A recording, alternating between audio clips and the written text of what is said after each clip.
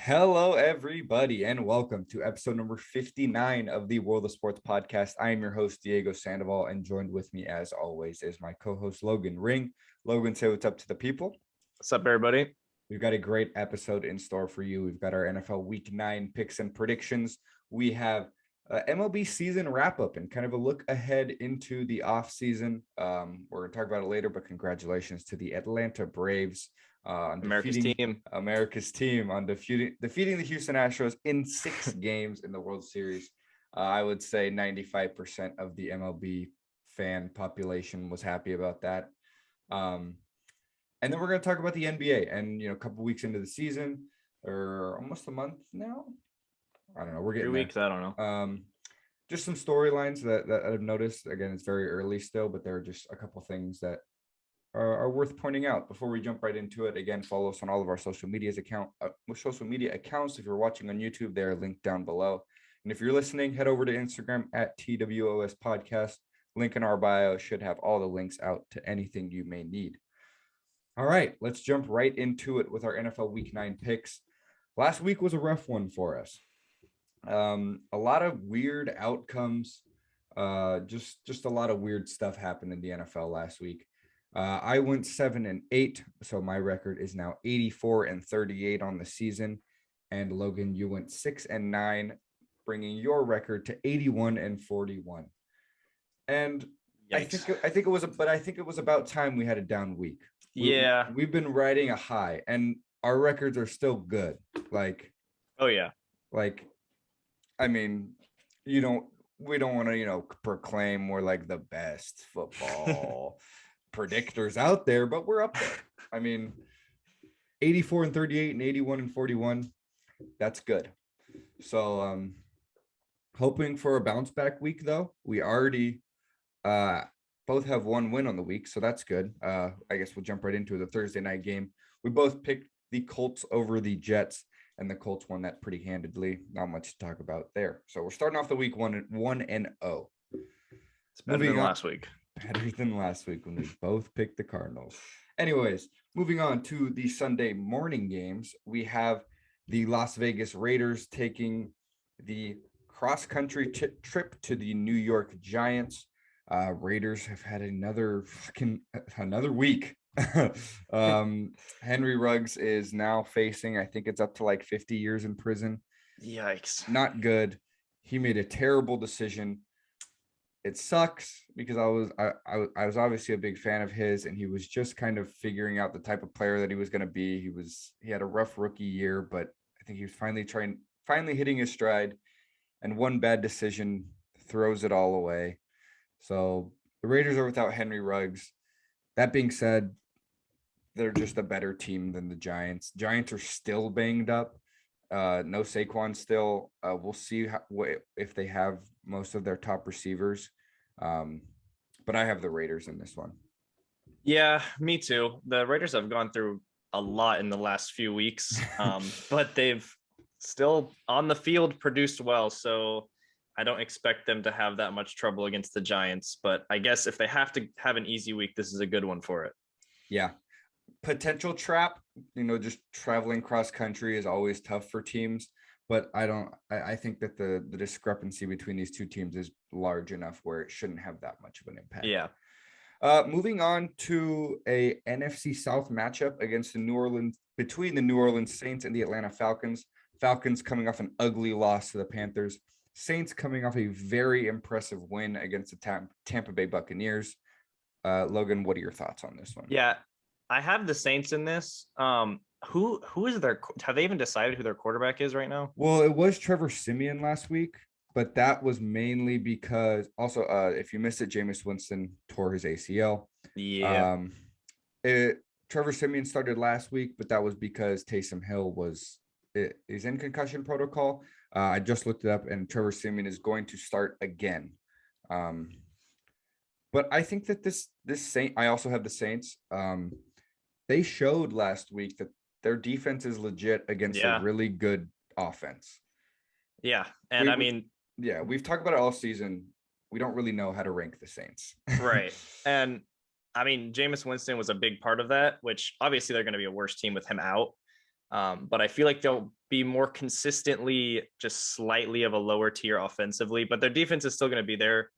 Kamara is still going to be there. And I think the Falcons still have like the worst defense in the league. So I still am picking the Saints in this one. But yeah, that injury does suck a lot. Yeah. And the Falcons are going to be without their best offensive weapon in Calvin Ridley for the I don't really know. He said he's stepping away from football activities to focus on his health and well-being. So, hope he's good in whatever he's dealing with. But Calvin Ridley will be out for the foreseeable future. So that's a hit for the Falcons. Moving on to my lock of the week. I have the Bills beating the Jaguars, and there's not much to say about it. Yeah, I'm not doing it again. I'm not picking the 30 plus week again. But this would be it. But yeah, we both made the mistake of thinking maybe the Jaguars could win, and they got demolished by a just a not good Seahawks team with no Russell Wilson. So that's bad. Yeah. Moving on, we have another divisional matchup, AFC North. Two teams that are they're in weird spots. I feel like we say this for a lot of matchups, but it's definitely true here. The Cincinnati Bengals taking on the Cleveland Browns. Bengals, we came into last week saying these guys are legit. They've got a really good defense. They've got a high-powered offense. They're a potential playoff team. And then they lose to the Jets. And then you look at the Browns and, throughout the whole preseason and beginning of the season, the Browns were hyped up as a new powerhouse kind of in the AFC. Odell Beckham Jr. was just cut, which we will talk about in a little bit, but it goes into this game. You're the Browns fan, but just from an outsider's perspective, it just never seemed to fit. Yeah, I mean, we can just talk about him now. Yeah, we'll talk about him now. Yeah, so he got cut, and it's not that like I don't like OBJ. It's just he doesn't fit with the team. Like I bought his jersey. I was so excited for him to come here. Like he's my one brown jersey that I have, like that I can actually wear. But yeah, it just sucks. He didn't fit with the team, and he wanted a lot more targets. And Baker, he missed him a couple times. I mean, he was wide open a few times, and we've seen the videos of that. There's also videos of him just dropping passes that are right in his hands that could be like first downs and could even cost us games. And Baker just kind of came out and he said, like, I got nothing against OBJ, like off the court, off the field. We're like fine together. Like he's a good guy. It's just, it stressed him out to play with him because he felt like he always has to pay attention, which is not like you're a quarterback, you should, but also like if he's demanding the ball a lot and it's just not there, then I get how that could stress him out. So yeah, it's just, I think this just needed to happen. I think he's going to succeed wherever he goes. He's not washed. It's just, I don't think it was a good fit. But I do have the Browns in this game. I just kind of want to root for them again. I mean, it's going to be a tough matchup, but I mean, the Browns are healthy-ish. They still are missing Kareem Hunt. They're missing some of our offensive linemen, but other than that, we're kind of back. And they've shown that they're a good team. It's just they've had weeks where they've just struggled to do things like against the Steelers last week. But yeah, I mean, the Bengals did just lose to the Jets, so anything is possible. Yeah, just going back to Odell for just one more point. The Browns are a very run-heavy team, and I don't think Odell was happy with that. And it's tough because he's not calling the shots. He's not the coach. But also when you're a superstar wide receiver, you want to get the looks that you think you deserve. And it was clear he wasn't getting that in Cleveland. For this game, I have the Bengals. And, both these teams are coming off bad losses. But the main thing that I'm looking at in these teams, like the last 3 games, the Bengals have scored 31, 41, and 34 points. And the last 3 games, the Browns have scored 10, 17, and 14 points. Yeah. So, and part of that is injuries to the Browns for sure. But I just think that it's setting up to be a game where the Browns might struggle to score. Whereas the Bengals, it's more when they struggle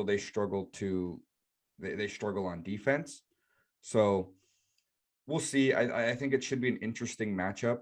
But I think it's definitely a game that the Browns have to win if they want to kind of get back on track. Yeah.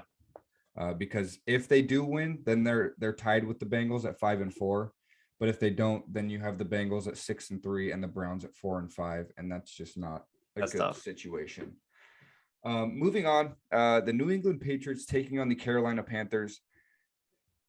I don't look now, but Bill Belichick is cooking something up in New England. And they look really good. They beat the Chargers last week. Like they competed really well and beat a team that many thought 2 weeks ago was almost the team to beat in the AFC. So I've got the Patriots in this one. The Panthers haven't impressed me as of late, especially, since Sam Darnold just decided to fall apart. But yeah, the Patriots have something going with Bill Belichick and Mac Jones. Yeah. They scored 54 points 2 weeks ago, and then they beat the Chargers. I mean, that's 2 really good weeks. They're not a fantastic team, but yeah, it's coming along, and they're obviously really well coached. The Panthers, yeah, they're disappointing. The 3-0 start we all kind of saw as like, that's not really who they are, but yeah, they did fall off a lot. But yeah, I got the Patriots. Yeah. Moving on, we have the Dallas Cowboys taking on the Denver Broncos. What do you got in this one? I got the Cowboys again. It's hard to pick against them, especially since the Broncos have been struggling. Their offense is just not good. And their defense is all right, but I just think the Cowboys are overall a better team. Yeah, I just don't see them losing this one. Yeah, I mean, they won a game last week without Dak Prescott. And with Dak Prescott, that team is 10 times better, and he's starting this week. If you can go out and win without your starting quarterback against a solid Vikings team, you're a legit, contending team, I think. Yeah. And so I'm going to go with the Cowboys as well. It's not that tough of a decision. Mm-hmm. Moving on, we have the Baltimore Ravens taking on the Minnesota Vikings. The Vikings coming off of an ugly loss against the Cowboys, like I just said. They weren't able to beat them without their quarterback, and the Ravens are coming off of a bye week. I just think the Ravens are the better football team. I think that, yes, one of my predictions is that Lamar Jackson will have a very good day against the Vikings. So I've got the Ravens in this one. Yeah, the Vikings have been really disappointing to me. And the Ravens coming off a bye week, they're going to be healthy or healthier. But yeah, I just don't see Lamar Jackson. I think they lost 2 weeks ago, which was not good, but they've been a solid team. They've been who we think they would be. So yeah, I got them winning again. Yeah, the Ravens lost big to the Bengals. So that AFC North is really just a massive question mark. So yeah, we'll see. The Steelers just beat the Browns. Like I said, this matchup, Bengals-Browns, is going to be pretty important. So that's one to watch. Moving on, a game that I don't even know, dude. The Houston Texans taking on the Miami Dolphins. That is just a battle of 2 bad teams. However, Tyrod Taylor is back for the Texans, and he didn't look bad when he was healthy. So I'm going to go with the Texans, but honestly, it's 2 bad teams, and this game means nothing besides maybe draft pick. Yeah, I mean, the team who loses this will actually be the winner in the long run. But I looked at this matchup and I honestly just kind of laughed because I was like, oh, well, one team is going to get a win. That's good for them.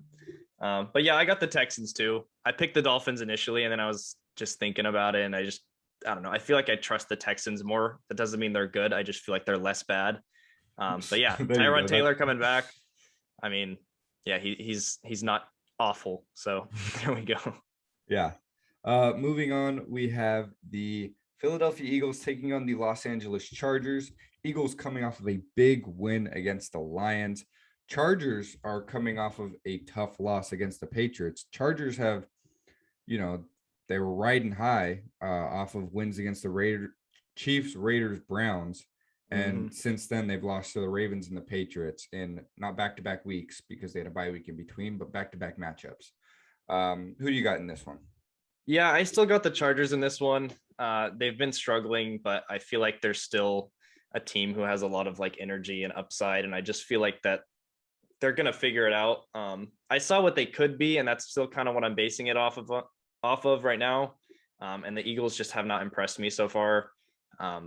So yeah, I feel like it's a bounce back week for the Chargers. Yeah, I've got the Chargers as well. The Eagles' 3 wins have been against the Falcons, the Panthers, and the Lions. So that they don't beat good teams. They beat the teams they're supposed to beat. So I've also got the Chargers in this one. Now, what was going to be a phenomenal game got ruined by Aaron Rodgers testing positive for COVID. He will not be That's playing a this whole week. nother situation. That's a whole nother situation. He said he was immunized, but he wasn't. And now he says that he has this special vaccine that I don't know if like he cooked it up himself or how he got it, but he said it's basically the COVID vaccine without like 2 ingredients because he's allergic to things. Obviously, it doesn't work. He consulted with Joe Rogan about this, so Yeah. So I don't know what's happening. it didn't work. I mean, as well as maybe the actual vaccine would have, but it's going to be Jordan Love for the Packers. I don't know. As a Raider fan, I was really looking forward to the Packers winning this game so that the Raiders, the Chiefs could kind of still be bad, but I don't see Jordan Love outscoring Patrick Mahomes, even with the season that the Chiefs are having. Yeah, it did just completely flip my idea of what this game would be like. I still don't think that the Packers are a bad team without Aaron Rodgers. Without Aaron Rodgers, you are a lot worse than you would be. And the Chiefs, disappointing all year, but I don't think they're that bad still. They're still an okay team. It's just the expectation that you have for them is just so good. And their defense is terrible, but their offense is going to be there. I just feel like that they're going to be a better team when Aaron Rodgers doesn't play against them. Yeah. The Sunday Night Football matchup. It's another matchup that kind of got ruined by somebody being out. Rams versus the Titans. Derrick Henry, unfortunate. He's going to be out for the remainder of the regular season, and if not, he'll maybe come back the last 1 or 2 weeks of the season. In my opinion, the Titans really aren't anything without Derrick Henry. Like he's the backbone of that team. That he opens up the passing game, and then obviously he'll just go rush for 150 yards and 2 touchdowns. And the Rams are a very good team, so I'm gonna go with the Rams in this one.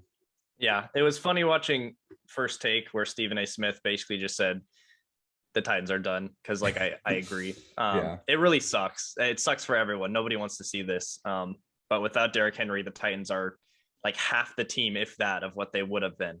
And yeah, they're going against the Rams. I can't pick them for this one. Yeah. And then moving on to the Monday Night Football matchup, kind of a gross game, but it is the Pittsburgh Steelers taking on the Chicago Bears. What are your thoughts on this one? I got the Steelers in this one. I hate picking them, but I just feel like they still are an okay team. They're not good, but they got pieces. Big Ben is going to find people for like 7 yards every play or whatever.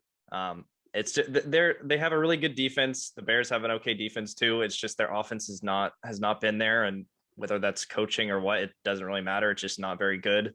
So I feel like the Steelers are just a better team right now. But yeah, I'm not planning on watching this. Yeah, I've got the Steelers in this one as well. The Bears have just struggled against good defenses, and the Steelers are a good defense. So, yeah, not much else to say about that one. I think we had one difference, and it was the Bengals-Browns game. Are the Cardinals playing the 49ers this week? Did we miss that? I wrote that down. I don't know. Oh, I did miss that. My bad.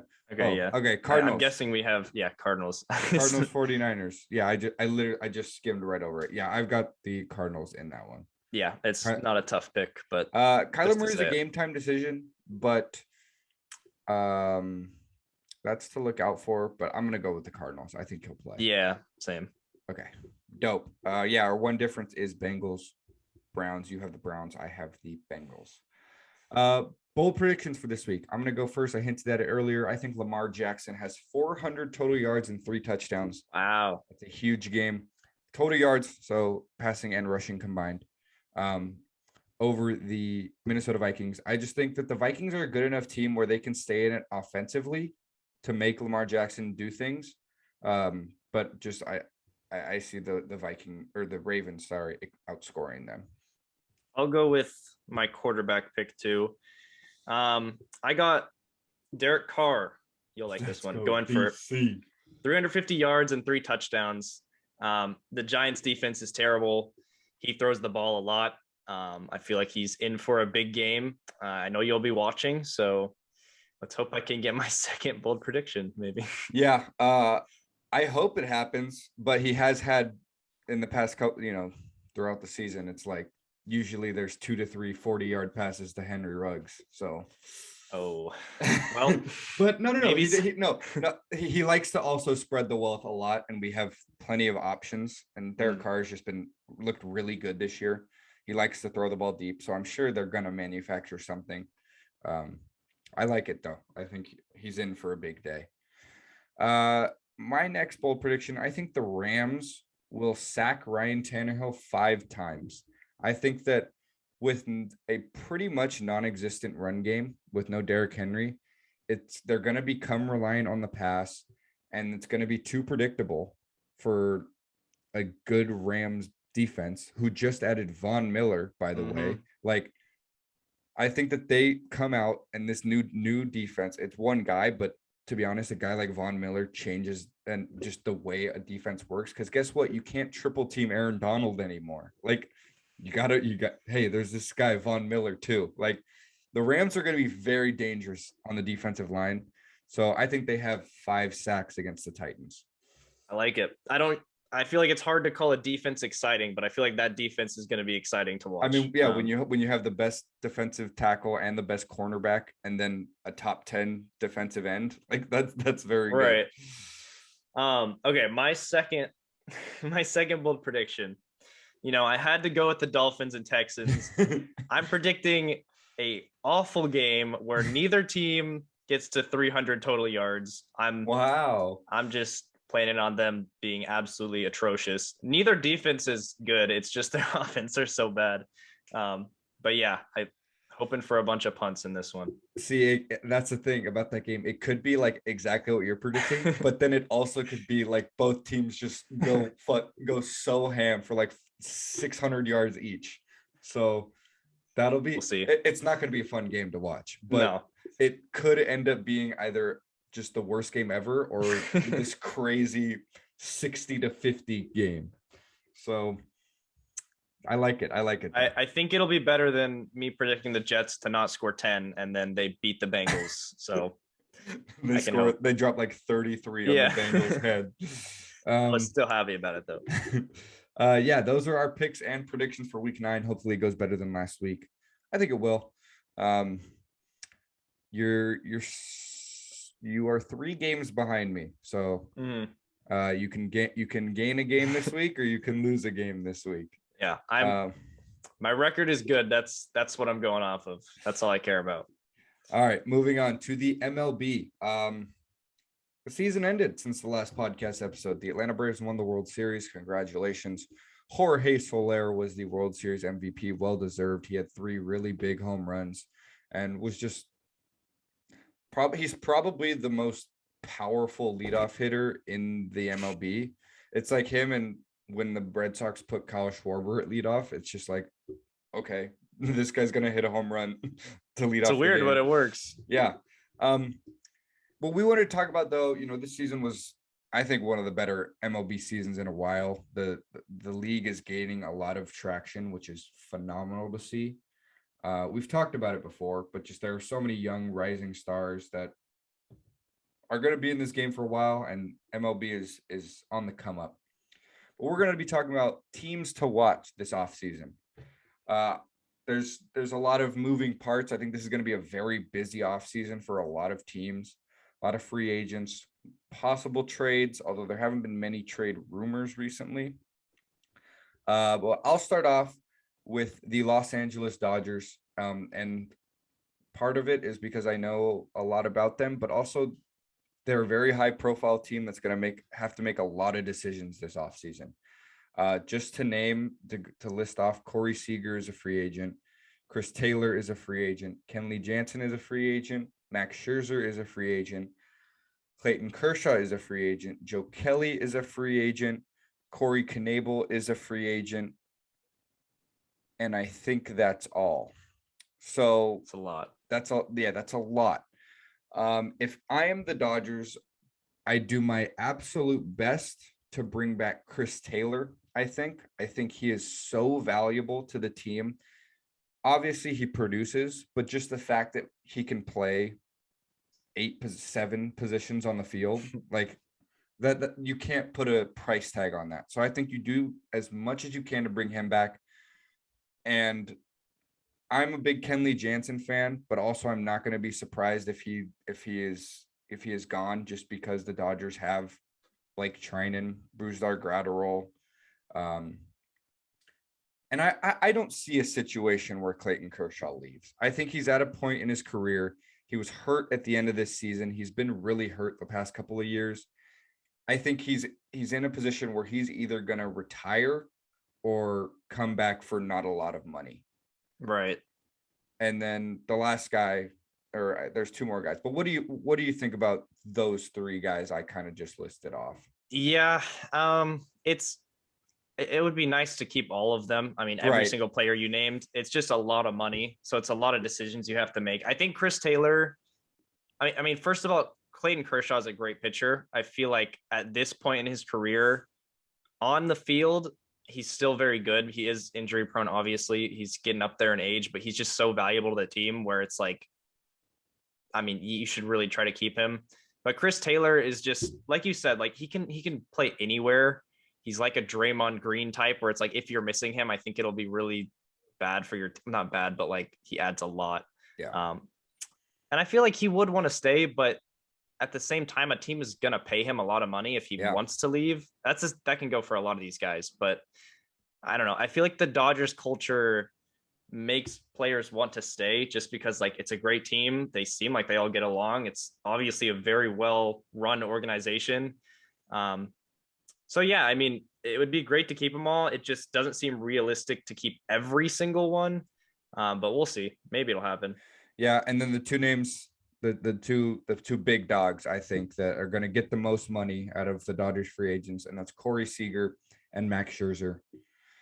Seager is tough because as a Dodger fan, there's just a connection. He's the homegrown. You know, we drafted him, brought him up. He basically won he carried the Dodgers when they were struggling in the playoffs last year. It was like, oh, Corey Seager's up. Okay. Like he was the NLCS and World Series MVP. When he's healthy, he is a top 3 shortstop in the MLB. And that's, in my opinion, not really discussion. The only reason he may not be top 3 is because he's just not healthy all that often. I mean, we saw this year, he played 90 games around. He hit over 300 and had an OPS up near 900. Like when he's on the field, he's producing. Yeah. But then you look at it and the Dodgers have Trey Turner, who he's around for at least 1 more year. I'm sure he'll wait for next year as well to deal with free agency, but they're in a situation where you bring back Seager, Trey Turner stays at second base. And then maybe you have to let go of Trey Turner the next season, just because you can't be paying both of them at the same time, in my opinion. I think it sucks to say, but I think Seager's probably going to walk. I just Trey Turner all around, just because he stays on the field, I think he's the better player. But then, and you look at Gavin Lux is a second baseman. He's not an outfielder, so he would shift down to second base. Corey Seager is going to get a lot of money from a team like the Yankees, a team like the Phillies, a team that has money to spend and is looking to take 1 more step forward. The Dodgers don't really need him to take a step forward.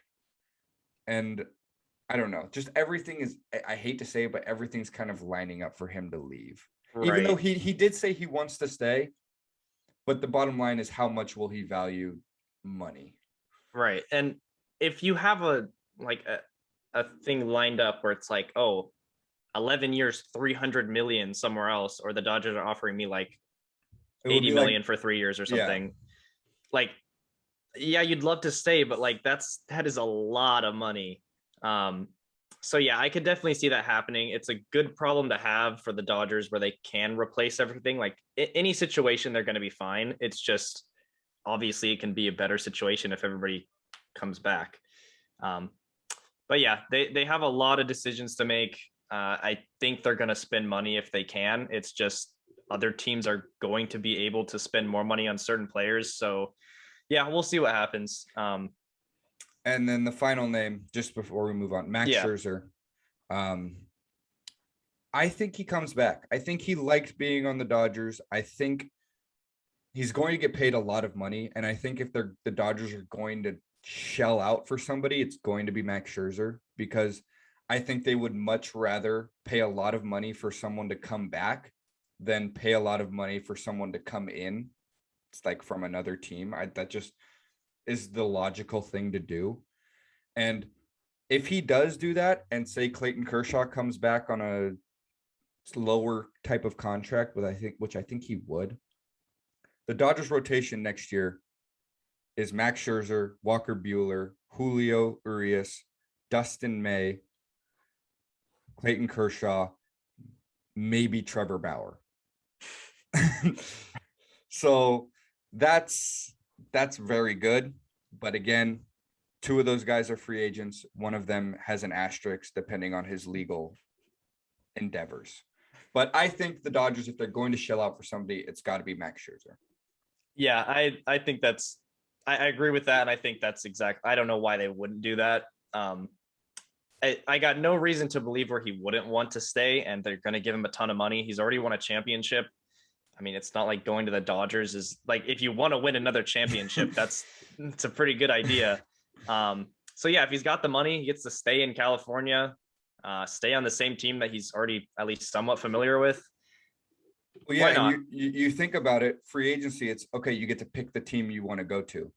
Right. Max Scherzer picked the Dodgers in July. Like, he had full control over where he wanted to go. So it's almost like that part of it is already decided. Like, he wants to be with the Dodgers, and that's just the truth. Right. So it's going to come down to if the Dodgers pay the man. Yeah, and I think they will. But like, it's like I don't think he could go somewhere else and get more money if the Dodgers are offering him an insane amount. So yeah. Moving on to the next team, if you're done with everything, I think. Yeah. Yeah. Dodgers have a lot of decisions, is basically what we're looking at. You can speak about this team a lot too. But I wanted to talk about the Giants. I don't know if I'm frozen right now. We're back. Sorry for the cut. There were some technical difficulties. It is Logan's turn.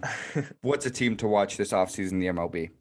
Yeah, I think the Giants are an important team to watch. We saw how surprising and good of a season the Giants had last year. Best record in the MLB. No one saw that coming. But they do have a lot of choices to make and a lot of players who their contracts are up. Just to name a couple, or at least the big ones, Chris Bryant, free agent. He was an acquisition at the trade deadline. He played okay for them, but obviously his numbers may not have shown it, but he played third, left, center, and right for the Giants, and I think that was huge for them down the stretch. Right. So we know how valuable he is. I mean, that's first off a big choice you have to make. Just to name the rest, Kevin, is it Gausman or Gausman? Gausman. Okay. Yeah, he had a fantastic year last season. And I feel like he can continue that. He's still pretty young and all-star. I mean, he's very talented. So we'll see what he does with that, what they do with that.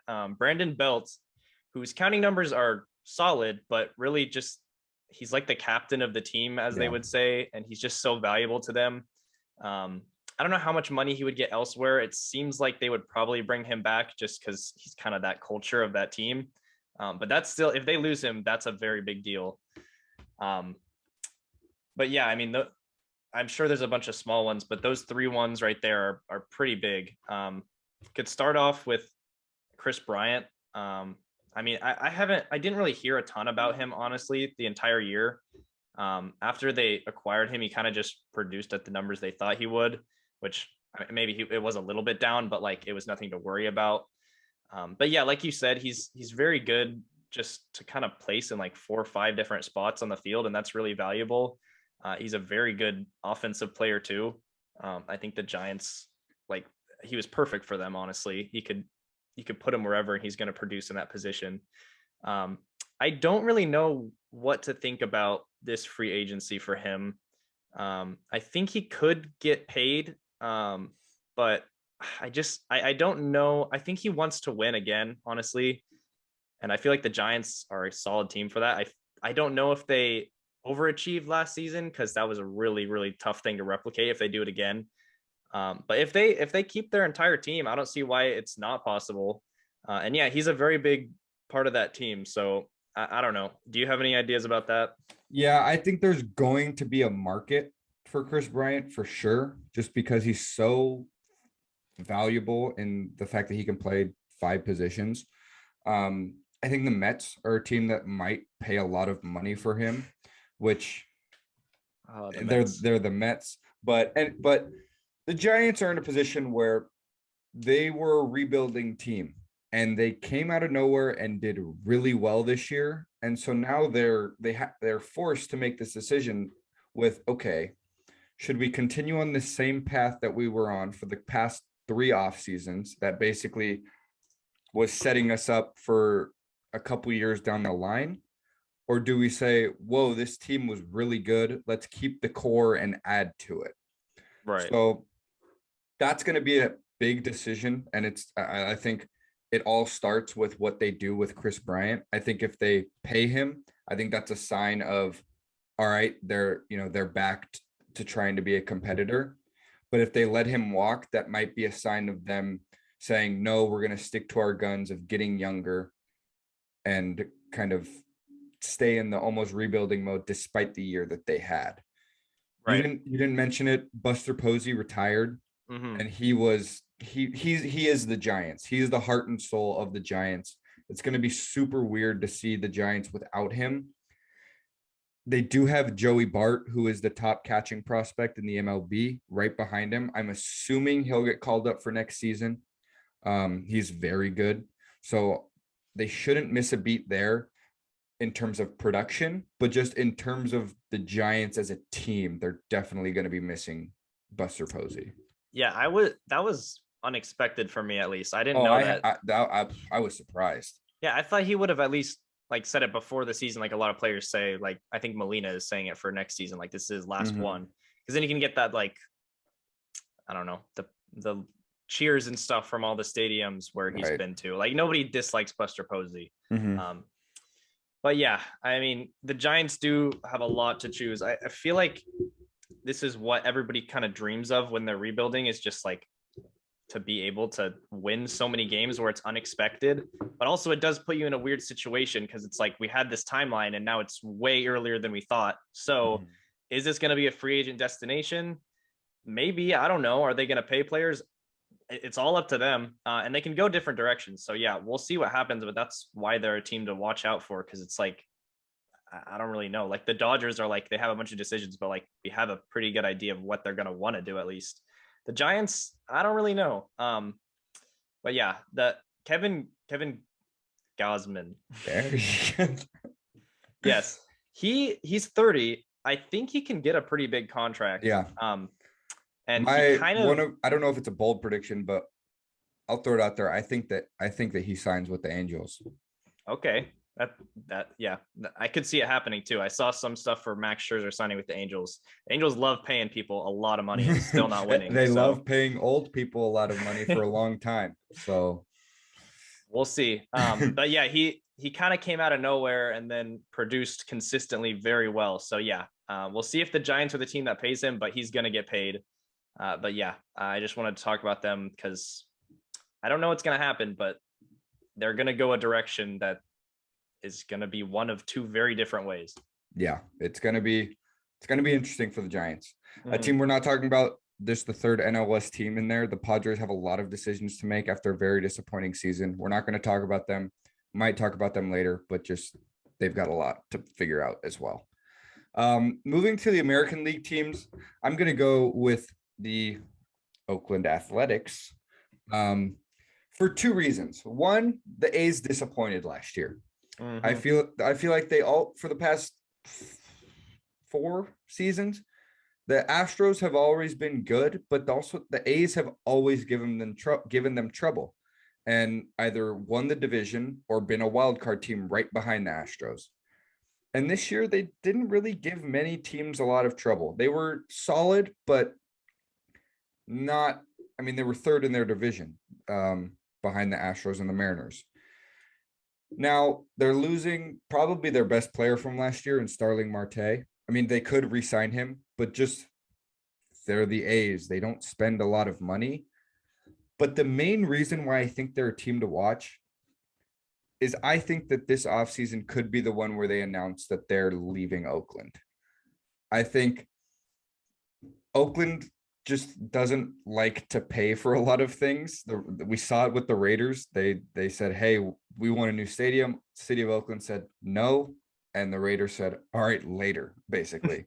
And I think the same thing is going to happen with the A's. And I honestly think they follow to Las Vegas. I think the Las Vegas Athletics will be a thing. There's another bold prediction for the offseason. They're going to announce it this year.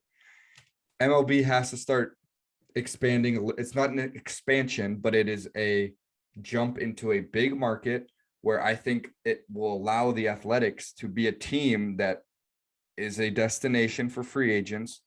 And also they're going to get more revenue from playing in Las Vegas. They're going to be able to start paying players. And then I think that makes the American League West a lot more interesting. So I just think the A's are an interesting team to watch. Not so much as in what they're going to do with in like players, but I think that this could be the offseason where they say getting out of Oakland. I like it. Yeah, I mean the Coliseum is iconic and everything. It's very also weird. A terrible, like it's just a bad. Yeah, when you build a stadium like, oh, this will be a football field and a baseball field, it just you can't make a lot of decisions that make a lot of sense. And like, yeah, you pay for a third base seat, you're like 150 feet away from the field. It's just not great. So yeah, I could definitely see it happening. If a team is going to move, it's probably going to be the A's. So yeah, I like that. My second team I wanted to talk about is the Blue Jays. It's a team that a lot of people found disappointing last season. They really didn't have a bad season. It's just that their division was stacked, and they have to play those teams a lot, and it's pretty tough. But they ended up being the team that got bumped out of making the playoffs by one game. Yeah, they were that close, but it didn't happen. And if that doesn't happen, it's still a disappointment either way. But they have two big players that I just want to quickly mention because this is a big part of their team. Marcus Simeon and Robbie Ray. I mean, that's one of the best offensive players in the league last season and the Cy Young for a pitcher. So that's a huge part of their team. Robbie Ray was basically like the only reason their pitching was like decent. Their offense is there, but Robbie Ray just produced so well last season. And he's always kind of been solid. He gets strikeouts and everything, but he had his walks down. His command was great and he just pitched so well. So I expect him to get paid, and I think the Blue Jays are going to want to pay him. It's just if he actually accepts that, because he's going to get a lot of money from somewhere. So we'll see what happens there. And then Marcus Simeon, he had the most home runs for a second baseman ever, I think, right? Like that's 40 insane production. 46, something like that. But yeah, one of the best offensive players in the league, especially at his position. If they 45 he also played and 102 RBIs, 115 runs scored. And if you're into advanced stats, I think he was like second or third in the league. So he had a 133 OPS plus, which is very his WAR was insane. It would be a huge like loss if they lose him. He's going to get paid too. So they got a couple decisions. I think they could pay another pitcher a lot of money too. I could see that happening. They went out and got George Springer as their big acquisition last season, and he was kind of injured. He played okay, but if he played more games, I think it would have been a bigger deal. But we'll see what happens. I just think it's a team to watch because when you're like a fringe playoff team with this much talent, it can cause a lot of people to sort of just get uneasy in that organization. And they got a lot of young players who will continue to develop. And so they should be better next season. It's just a team to look out for because a lot of the vets on this team, or I guess the two big ones at least, I mean, if they lose them, that's a huge loss. Yeah, I mean the Blue Jays won 91 games in the regular season. That's more than the Atlanta Braves did. um, but I mean, yeah, if you're the Blue Jays coming off, I think was a good season for them. I don't think many people expected them to necessarily be a World Series team, but 91 wins is good, regardless if you missed the playoffs or not. That was just unfortunate that there were so many good teams in that division. Um, but yeah, when you are on, your two free agents are the best pitcher in the American League and the highest production second baseman in the league. Like that's a tough decision. And I think obviously they would love to bring them both back, whether it's possible or not, that we will see. But I think if either of those two guys do walk, they're going to have to go out and get somebody, because without those two guys, that team is, I don't know, isn't as good. Like not even, I don't even think they get close to 91 games. I just think those two guys won way too many games for them last year. Yeah. Who do you think out of the two of them is more valuable? Like who do they should pay more? I think it's Robbie Ray, because that team has offensive weapons. Like Vlad Guerrero, if it wasn't for Shohei Ohtani being just one of the greatest athletes ever, he would be the MVP and it wouldn't be close. Bo Bichette had a great season. George Springer, when healthy, is great. I mean, Lourdes Gurriel is really good. Biggio had a kind of a up and down year, but he's great. Like they have offensive firepower. They do not have pitching. And I think without Robbie Ray, it's all bad. But you need like with one big guy there, that's enough to make up for the lack of pitching when you have the offense that they have. Right. I think it is just the makeup of their team that makes Robbie Ray so valuable, like you just said. And I didn't even know this. Robbie Ray leads the entire MLB history in strikeouts per nine. Yeah. I feel like that should be a bigger deal than it is. Like I said earlier, he walks a lot of players. That's kind of what was bringing him down. And he's been inconsistent throughout his career, but how good he was last season, I feel like he's going to be able to carry that over. Maybe not the same production, but I don't think there's going to be that big of a drop off. And yeah, Marcus Simeon is still extremely valuable to this team, but I agree. I think you need to keep Robbie Ray on this team. Yeah. All right. Those are some teams to look out for. We know this is a long episode. Thanks for sticking with us. Moving on to the NBA. Again, like we said earlier, few weeks into the season, there are some teams that are surprising and are looking really good. Then there are teams that are disappointing and aren't looking as good. And then there's just a guy that isn't looking very good, just in terms of the way he looks. Anyways, let's start with the teams. The Golden State Warriors, Stephen A. Smith just announced that they are his pick to win the NBA championship. They look very good. And with Klay Thompson on the road to coming back in the next few months, this team is looking like a threat. Yeah, their defense is so much better than I thought it would be. I think they're number one in the league defensively. And I was expecting maybe like top half, but not this good. And it's the production on both sides are coming from a lot of different players. Like Gary Payton is playing extremely well. He's like the 8th man on their team, 9th, and he's producing. It seems like their culture they have there and the way that they can develop players is just so far ahead of everybody else. They had 2 years of rebuilding, basically where Klay was out and you missed. I mean, KD left. If you're missing those two players, you should be bad for at least 2 seasons. Yeah.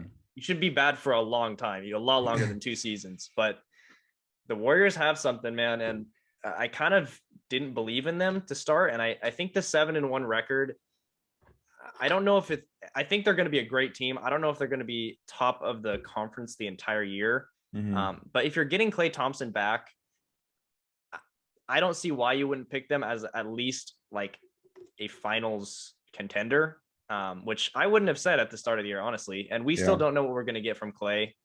It's a big wild card, but it's not like it's going to be worse than like, I don't know, Jordan Poole for an extra 10 minutes. Yeah, I don't know. If anyone is not going to be affected by those injuries, it's going to be Klay Thompson. He doesn't rely on his athleticism. And I I just think the storyline is lining up perfectly to say Klay Thompson comes back, they win a ring. Like I don't know why, but like I feel like it's all there to kind of be, yeah, they had these tough 2 seasons. Kevin Durant left. Klay Thompson had 2 major injuries, but now they're back with that core of Steph, Clay, Draymond, and they win it again. Like, I don't know. I don't want it to happen, obviously, as a Laker fan, but it's there and they look really good. Yeah. No one should ever feel bad for the Warriors after getting 3 rings in 4 Yeah. years and it being completely unfair for 2 of them. But hey, I mean, they had to deal with 2 bad years. So at least if they're good, I'll be happy for that. I'm not a Warriors hater anymore. So I can at least appreciate greatness. So that's good. Yeah, another team we wanted to talk about, just because like it's surprising how good they were because of what was happening in the offseason and what's still going on. That's the Philadelphia 76ers. We know the Ben Simmons situation. We've talked about it probably in like 15 episodes, and that's not an exaggeration. He's still not on the team. That's the second player who in defensive player of the year voting. He's the point guard. He's an all-star. They miss him and their offense. I think they have the most efficient offense in the league still. Their defense is good. It's just showing that they don't need him. And Joel Embiid has been injured still for basically the entire season. He's not been producing what he usually does. Tobias Harris has been great. He's kind of been the offensive star that we thought he could be. A great second option on this team. Shout out Seth Curry. Seth Curry. So underrated. He's always going to be in the shadow of his brother, obviously, but the man's 3-point percentage shoot history. He's so good. I like the comparison to him where it's like he's sort of like a CJ McCollum type of production, just not the same amount of shots that he takes, and that's why he scores less points. But any team with Seth Curry is going to be so much better. He's so valuable, and they have a ton of other pieces coming off the bench. I just really like this team. Yeah, and just looking at this team and how good they are, could you imagine if they get really anything solid in return for Ben Simmons? Like, it doesn't even have to be a superstar at this point. Just the way this team is built, if they can get like another good shooter, like obviously would be an above average shooter for someone like Ben Simmons, but like now you're looking at this team in like a way like, oh, we maybe don't need to ask for Damian Lillard, for Ben Simmons. We can ask for a little bit less just because the team is so good already. Right. I love what Daryl Morey is doing where he's like, I'm just not playing you, Ben, and I'm finding you. And finding him a lot of money. Yeah, it's really annoying because I want to see him somewhere else and I want to see this happen. I don't just want that as like a waiting piece. But they're doing what they should be doing right now. So we'll see what happens. It's still just a waiting game, but for the Sixers, I mean, they look fantastic. So there we go. Moving on to a couple teams that have been disappointing. Again, it's early in the season for even the good teams. You kind of have to put that asterisk on there. It's 10 games in, but 2 playoff teams for the past couple years, kind of consistently, and then the reigning NBA champion, the Milwaukee Bucks and the Boston Celtics are both 4-5 this year. Now, injuries are playing a part of that for the Bucks. I know you had mentioned that, but yeah. I mean, the Bucks did just, what was it, last night? Blew like a 20-point lead to the Knicks. Mm-hmm. Bing bong. But yeah, both these teams are 4-5 and just not looking like the teams we expected them to be. Yeah, we can start off with the Bucks because I am less worried about them. Chris Middleton's been out some games. Drew Holiday has been out most of the games. That's already a big chunk. Brooke Lopez has been out. He's extremely valuable to them playing along Giannis. I mean, he's a perfect piece for them. We saw how good he was in the playoffs. That's 3 starters. First of all, like, there you go. They're still missing Dante DiVincenzo. Grayson Allen's been a great replacement for him. So the production hasn't really gone down there. I saw that the Bucks have like 1.5 times more lineup variations, like different lineups at once than like any other team. So Mike Budenholzer is trying stuff. I mean, you should if you got injuries, but that's kind of why I'm less worried about them. Giannis is still there and he's he's having to shoot threes and everything. I mean, he's playing center sometimes. It's just a weird start. I'm not worried about them at all. But it is, any team that wins a championship and then has a losing record through 9 games or 10 games, it's something to look at least. It's just the injuries are playing the biggest factor in this, in my opinion. So yeah, it's less of a worry for that. But the Celtics,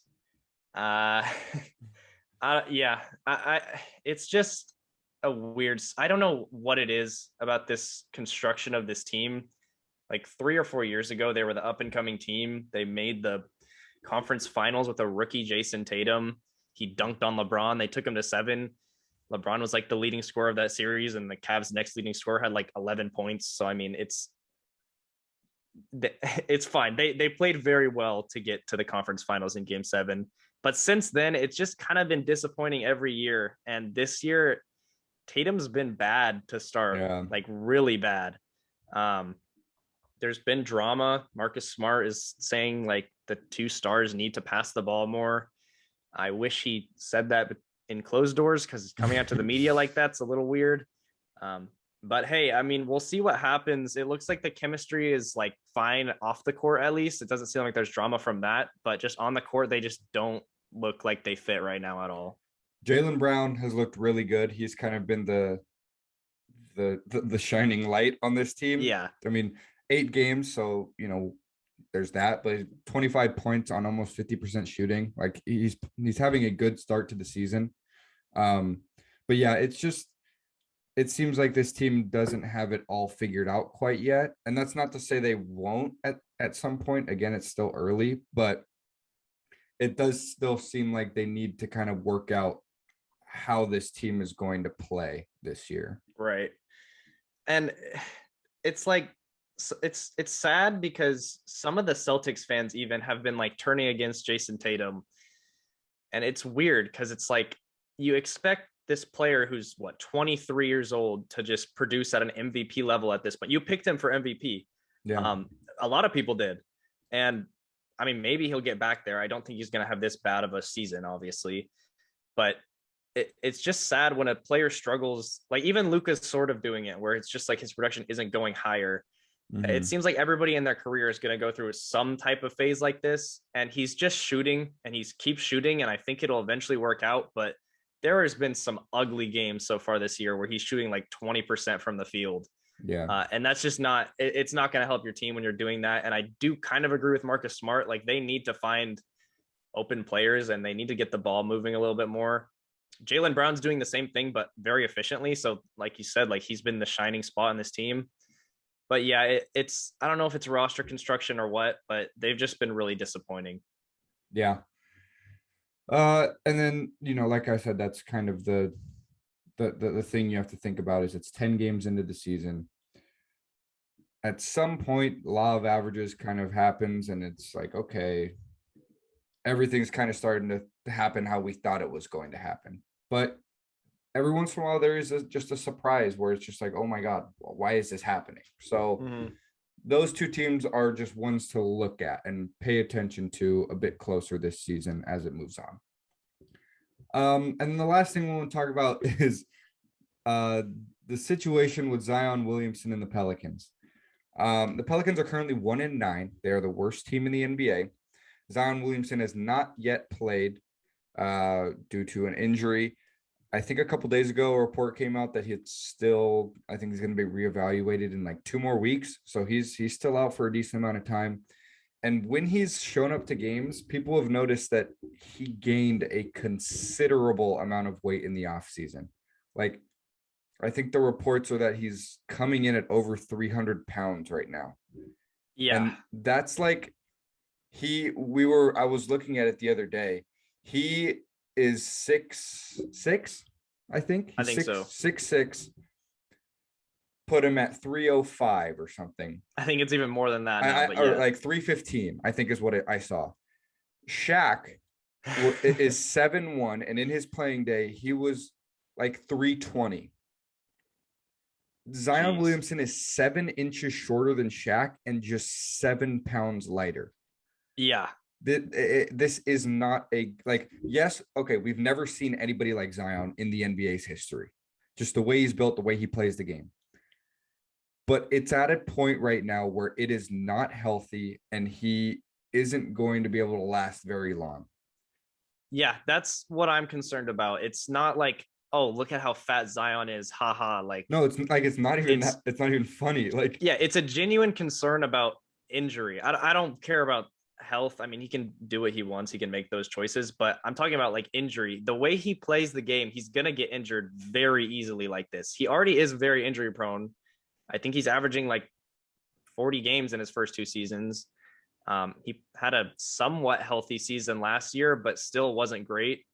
If he comes in at 315 pounds, he's going to get injured again. With how high you jump, how athletic you are, how strong you are, you're going to come down weird. And with all that weight, you're going to like break something. He has a foot injury right now. So I get the conditioning part, I guess, but you can still lose weight without like running or something. It's just a little concerning about the drive that he has for like taking care of his body. Obviously he like, I mean, I'm sure he puts in the work. It's just, it seems like something a lot of players have to deal with. And I've seen Charles Barkley talk about this, where he was really fat coming in and he got made fun of. And he had a guy like Moses Malone who was able to tell him like, man, if you really want this, you have to put in the work. And that's what he did. And Charles Barkley is an MVP, and you can talk about how fat he is now, but he doesn't play he's not NBA in the anymore. And he's also not 21 years old. Right. It's just like he doesn't have that figure for him. Like Charles Barkley had an MVP to tell him that. I'm sure the Pelicans are trying, but they don't have a player to just sort of like coach him into that. And the record that the Pelicans have, I mean, they're constructed for Zion. If your centerpiece is out, you're going to lose. I mean, I understand seeing it. It's comparable to the Lakers have lost most of the games LeBron has been out this year. Like he's been out like I think 3 games. Like they're a team constructed to have LeBron there. And now we're seeing the Pelicans constructed to have Zion there. You're bound to struggle without him. Right. And if you're a worse team, it's even more so. So the record is concerning. I don't think they're going to be a playoff team this year. Zion's going to be out probably another month at least. He's reevaluated in 2 weeks. That means at the best, he can start having contact like practices in 2 weeks, which means you're still weeks away. So I could see him being out for another 2 months, honestly. And by that point, it's like more than half of the season almost. So it's really concerning just because the long-term health of him, it's definitely a situation to pay attention to. It's not like he's not hearing these things, which is why it's a little bit weird. It also seems like the Pelicans are just not really addressing it too. Yeah. So we'll see what happens, but it's concerning for sure. Yeah, that's about it. Those are the storylines to kind of look at as the NBA season rolls along. Thank you so much for listening. We're going to wrap this one up. It was a great episode. Talked about the NFL, MLB, and NBA. We love when we do that. If you listened this far, thank you so much. We love you. Go ahead and comment how much you think Zion Williamson currently weighs, because do we know? I don't know if we'll ever know, but it's something that he needs. If you want to see him, just go look at the new Mountain Dew commercial. He's a big boy. He is large. Anyways, yeah, thank you so much for listening. This has been the World of Sports podcast, episode number 58. And for my co-host Logan Ring, my name is Diego Sandoval, signing off.